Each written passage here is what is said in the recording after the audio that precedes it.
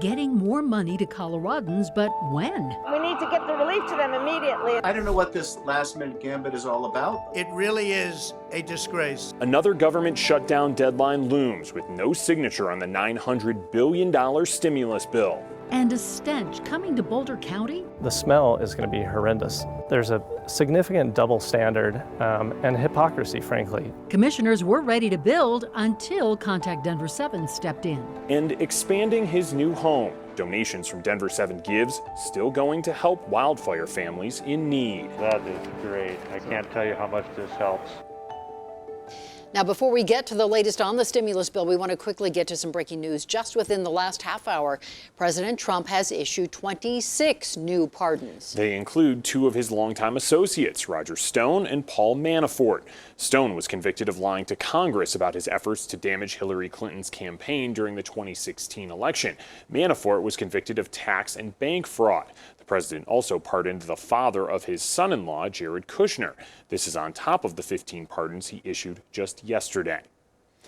We are just 5 days away from another possible government shutdown, and everything Congress is sending to the president right now keeps getting turned away. Today, he vetoed the defense spending bill, while the $900 billion stimulus plan stayed unsigned as he boarded Marine One from Mar-a-Lago. The president and first lady landed in Florida about 4:30 our time. They will stay there for the holidays. So good evening, and thanks so much for joining us for Denver7 News at 6. I'm Ann Trujillo. And I'm Jason Grenauer. The president's surprise announcement asking Congress to amend the bill now has lawmakers scrambling to get a new one voted on. And it appears our Colorado congressional delegation is ready. Both Republican and Democratic lawmakers are tweeting that they are ready to vote and think Americans should get the $2,000 the president is requesting. Of course, not all of the GOP is agreeing right now. Some are threatening to not pass a bill with such high check amounts. And CNN is reporting that decisions on a new bill from both Democrats and Republicans could be decided tomorrow. We will, of course, keep you posted. In the meantime, Colorado cities and counties can now apply for funds that'll go towards small businesses. The Colorado Department of Local Affairs has more than $35 million up for grabs in grants to distribute. This money can go to a wide variety of small businesses, including gyms, bars, and restaurants. Also, more places across Colorado are reopening today. Douglas, Larimer, and most recently, Broomfield County have been approved for the state's new 5-star program. This means businesses in those counties can apply for special restrictions if they are keeping up with safety and cleaning standards. That means places like restaurants can get approved to reopen indoor dining. Some businesses have already reopened under new restrictions tonight. It's a project meant to help Boulder County zero its waste, but neighbors say the compost facility the county wants to build is not as green as you might think. They reached out to Contact Denver7 for help. Denver7 investigator Jennifer Kowaleski reports. They're moving up. It's a place where wildlife runs free on the east side of Highway 287, just south of Highway 52 in Longmont. It's like a covenant that Boulder County has with the taxpayers that open space is sacred. And it's here on that sacred open space land where Boulder County now wants to build a massive compost facility. So it's right there. Right in Nancy Davis's backyard. If they can do this to open space, if they can commercially develop open space, they can commercially develop open space anywhere. You're looking at sketches of what the compost processing facility would look like. Sounds nice, but this is massive. A Class 3 facility, which means much more than food scraps. They're trucking in animal manure, all the little green doggy bags from the doggy parks, potentially human biosolids. Brandon White lives next door. So the smell is going to be horrendous. He's also concerned with how the county only notified 12 homeowners and questions why commissioners are pushing it through in the middle of a pandemic. I would say the lack of transparency is very troubling. And clearly, if this was a good project for us, for the residents, it would be talked about more openly. We realize that there's some information that we need to dig into. Andrew Barse, the spokesperson for the project, could really take a large chunk of waste out of the stream to our area landfills and prevent it from going, 50 miles down the road out of the county. He says while the county's intentions are good, after Contact Denver7 reached out, it's now hitting pause on the compost facility. Everything is on hold. We're going to re-examine and maybe bring it back. Barf says they are going to re-examine a lot come January. This will be an open process. They will have an opportunity to be heard. And the backlash isn't just coming from neighbors. The company who owns the ditch behind the land is worried about groundwater contamination. The town of Erie's concerned about the smell. And the state wants to make sure it doesn't add more problems on already busy Highway 287. Make sure that we're addressing all concerns. And if we can't, we may have to step back and look at another site. People pay to have their horses here. We feed them. For neighbors, They want to say we brought composting to Boulder County. their livelihood is on the line.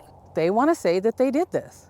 They don't want to live near it. There's a significant double standard and hypocrisy, frankly. The way that this has been pushed through is very under the cloak of night. And they're still having trouble trusting anything Boulder County has to say.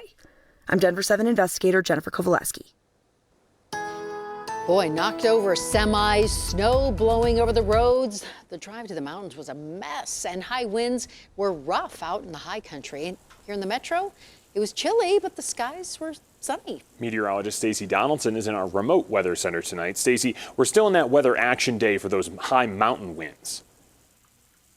We are, and across the far eastern plains, we still have some gusts out there as well, and it's making everything feel that much colder. Our wind chill factor right now is only 7 in Denver, 10 in Greeley, and 3 for Akron and Sterling. And then we have below zero temperatures up toward Leadville. 15 below is what it feels like right now with these gusty winds all across the state. Here for the Front Range, you can definitely see the higher winds off to our west and also across the eastern plains as well. So this is something that will continue to die down as we go through the rest of the evening. The high wind warning expired at 5 o'clock tonight, and our satellite radar picture is also quieting down. We had a lot of snow up in the high country earlier today and this evening, but also that is dying away. 15 degrees will be our temperature tonight with mostly clear skies and breezy conditions. And tomorrow, lots of sunshine on the way. I'll let you know what our warm-up looks like as we head toward Christmas in a few minutes.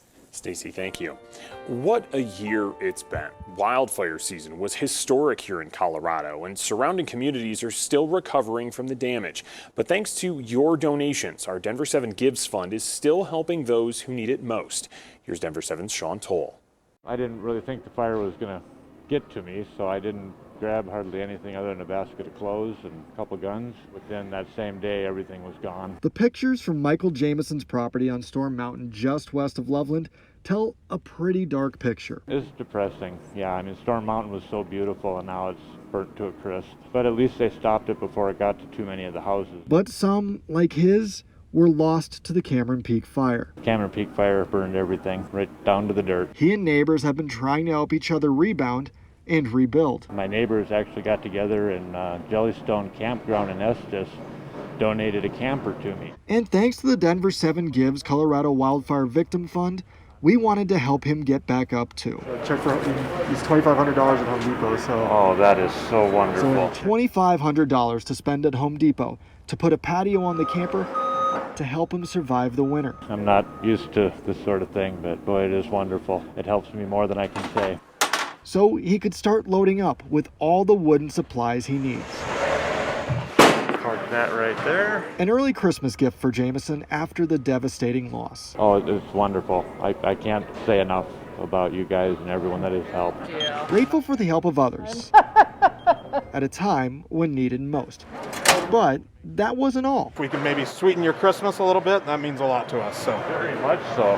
That is going to be great. Home Depot donated a new grill to go on his new patio. When you guys reached out to us and you told us that you were doing something good, I'm sure you can understand that, like, generosity breeds generosity. They kind of jump on that opportunity. A chance to start fresh after his world was destroyed. Pretty burned, but boy, this helps so much getting back on my feet. Losing everything isn't any fun, but I guess we go on. He'll go on a lot better now, thanks to the help from the Colorado community. Thank you so much. Sean Toll, Denver7. Great work being done there. Well, today, Governor Jared Polis granted 18 pardons right before Christmas. Among them, Richard and Mayumi Heaney. Now, if those names sound familiar to you, let's go back 11 years. Yeah, the Heaneys were behind the whole balloon boy hoax. And Colorado, along with the rest of the U.S., watched as their 6-year-old reportedly floated over Fort Collins in a homemade balloon, and their son was not in fact, in that balloon. In a statement, the governor says Richard and Amy have paid the price in the eyes of the public, served their sentences, and it's time for all of us to move on. The governor also granted 4 commutations, and you can read about all the pardons and commutations on our website, thedenverchannel.com.